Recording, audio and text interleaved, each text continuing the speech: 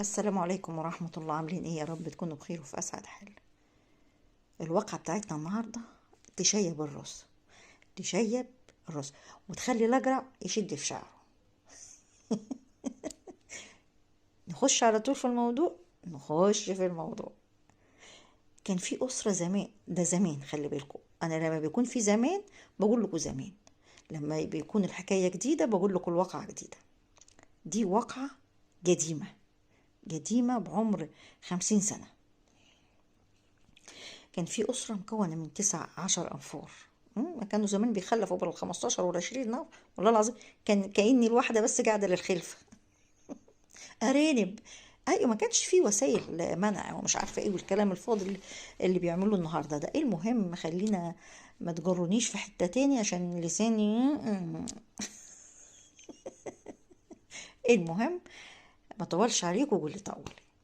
كان في أسرة مكونة من 7 8 تنفار 10 تنفار زي ما تقولوا.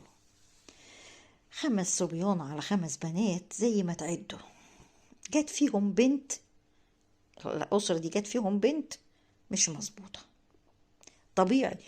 مش ما اتعلمتش الانحراف او حد قدامها منحرف اتعلمت او شافت، لا، هي طبيعي كده، طبيعتها كده.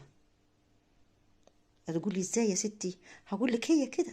مش هقول خلقة ربنا، لان ربنا ما بيخلقش حاجة وحشة ولا حاجة عوجة. سبحان الله العظيم. بنت كانت صغيرة طبعا، شيء طبيعي. الطفل ما بيعرفش الأدب وقلة، لا، الطفل بريء على فطرته، بيتعامل طفل. المهم بلغت السن 12 13 سنة، قولي 15 سنة. ابتدت والدتها أمها تحس إن البنت مش مظبوطة. إزاي يعني؟ هقول له يعني كانت بتخرج لا، زمان ما كانش الكلام الفاضي اللي احنا فيه النهارده. لا، ما كانش فيه كده. يا دوب تروح عند ستها، عند خالتها، واخده بالك انت، عندنا ومع مين؟ مع ابوها، مع اخواتها، مع مش بعيد. وبعدين كان ايه المجمع اللي كانوا موجودين فيه كعزبه او كحي او كقريه، كانوا جنب بعض. يعني الناس كانت جنب بعض. فالبنت دي من بدت من اول سن البلوغ ابتدت امها تلاحظ انها عوجه.